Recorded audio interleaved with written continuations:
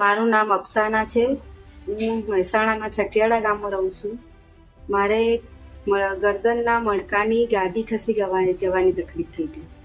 તેમાં મેં 4-5 ડૉક્ટરની સલાહ લીધી, દવા લીધી. એમને બધાએ મને સર્જરીનો જ ઓપ્શન આપ્યો. સર્જરી સિવાય કોઈ છૂટકો નથી. મેં આ સાહેબ જોડે, ભગત શાહ સાહેબ જોડે એમની સલાહ લીધી. એમની મને સર્જરી કે હું પોતે કરી આપીશ, 100% ગેરંટી સંગાતે.